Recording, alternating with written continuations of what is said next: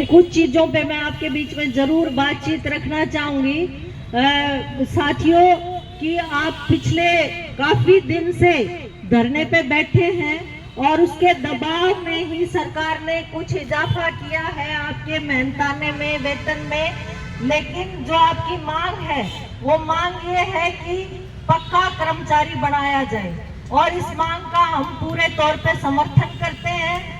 और जब तक पक्का कर्मचारी नहीं बनाया जाता तब तक 26,000 न्यूनतम वेतन हो, ये हमारी मांग है। और साथ साथ हम ये भी मांग कर रहे हैं कि जितना ज्यादा काम है ग्रामीण सफाई कर्मचारियों का, उस हिसाब से 2000 की आबादी पे अभी एक सफाई कर्मचारी है, तो कम से कम 400 की आबादी पे एक सफाई कर्मचारी हो, ये आप मांग कर रहे हैं। इससे और लोगों को रोजगार भी मिलेगा और हमारा काम का बोझ भी कम होगा, ये अपनी मांग है। और इसमें पूर्ण तौर पे जनवादी महिला समिति आपके इस मांगों के साथ है। और जैसे जैसे आपका आंदोलन आगे बढ़ेगा, जो भी आपके आह्वान आएंगे, पूरे हरियाणा भर की जो हमारी 50,000 महिलाएं सदस्य हैं, वो सब आपके समर्थन में खड़ी होंगी, आपका पूर्ण तौर पे समर्थन करेंगी। साथ ही साथ अभी आप ये देखिए कि पिछले 9 साल में जब बीजेपी की सरकार आई थी तो उन्होंने वादा किया था कि जो सफाई कर्मचारी हैं उनको पक्का किया जाएगा, और जब तक पक्का नहीं किया जाएगा तब तक कम से कम 15,000 रुपए वेतन दिया जाएगा। लेकिन अभी एक तरफा घोषणा सरकार ने की और कोई बातचीत भी यूनियन के डेलीगेशन के साथ नहीं की गई। और इस तरह का जो सरकार कर रही है ये बीजेपी की, ये और यूनियनों के साथ भी इसी तरह का रवैया है कि आंदोलनों को लंबा सा लंबा खींचा जाए, और जब बहुत ज्यादा लोग परेशान हो जाए तब जाके वो या तो अपने आप अपना आंदोलन वापस ले लेते हैं, या सरकार लाठी गोली के दम पे उनको आंदोलन वापस लेने पे मजबूर करती है। चाहे सरपंचों के आंदोलन को आप देख लो, चाहे आप क्लर्कों के आंदोलन को देख लो, लेकिन खुशी की बात यह है कि ग्रामीण सफाई कर्मचारी पूरा एकजुट होके डटे हुए हैं और अपने हड़ताल को सफल बनाए हुए हैं। और काफी बड़ी संख्या में जो आपकी यूनियन से बाहर भी जो लोग थे वो भी यूनियन में शामिल होने लग रहे हैं। ये खुशी की बात है कि आपका जो कारवां है वो लगातार बढ़ने लग रहा है, और ये निश्चित तौर पे सरकार के ऊपर दबाव बनाएगा और मांगों को पूरा आपकी करवाने में मदद देगा। बहनों पिछले और भाइयों, पिछले 9 साल के अंदर अभी आप ये महंगाई की अगर आप स्थिति देखेंगे तो सबसे ज्यादा महंगाई पिछले 9 साल में बढ़ी है, बेरोजगारी सबसे ज्यादा पिछले 9 साल में बढ़ी है, और साथ ही साथ महिलाओं के ऊपर, दलितों के ऊपर जो अत्याचार है वो भी पिछले 9 साल में काफी ज्यादा बढ़े हैं। पिछले दिनों की अगर आप बात करेंगे, अपन जब बीजेपी जो सरकार में आई थी 2014 में, तो उस समय पे एक सिलेंडर जो है वो 350 रुपए में भरा जाता था, लेकिन आज वो सिलेंडर 1100 रुपए का हो गया।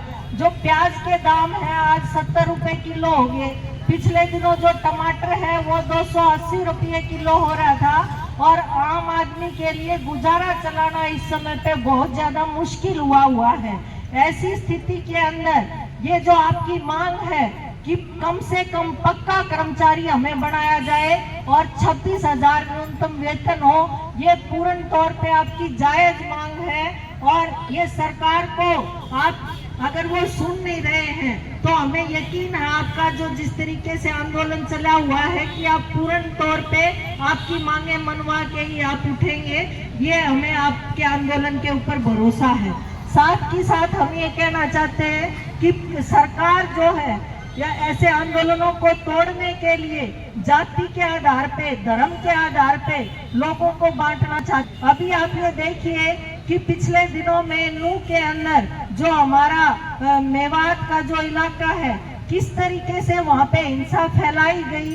6 से ज्यादा वहाँ पे लोग मारे गए, जिसमें 2 होमगार्ड के जवान भी थे, और किस तरीके से वहाँ पे गाड़ियों में भर भर के लोगों को यहाँ से ले जाया गया और वहाँ पे नारे लगाए गए इस तरीके के कि हिंसा वहाँ पे भड़के, और पूरा मेवात का इलाका तो वहाँ पे इतना बुलडोजर और आगजनी का इस्तेमाल करके लोगों की दुकानें, रेडी फटरी खोखे वहाँ पे हटा दिए गए।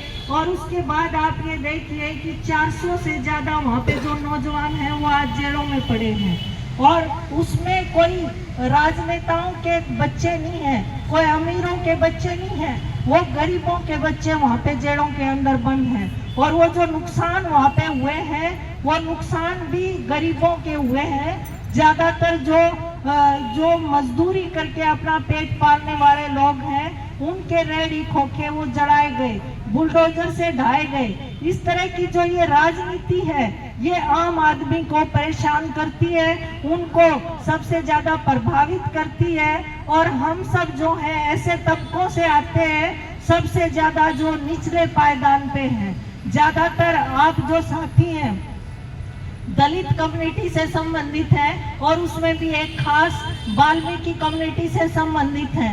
और इसमें भी आप ये देखिए कि किस तरीके से सरकार ने पिछले दिनों ये कोशिश की वाल्मीकि जाति का वोट बैंक हासिल करने के लिए वो सफाई कर्मचारियों को बुलाया, उनके पैर धोए और ये कहा कि ये तो एक दिव्य काम है, ये तो बहुत बढ़िया काम है।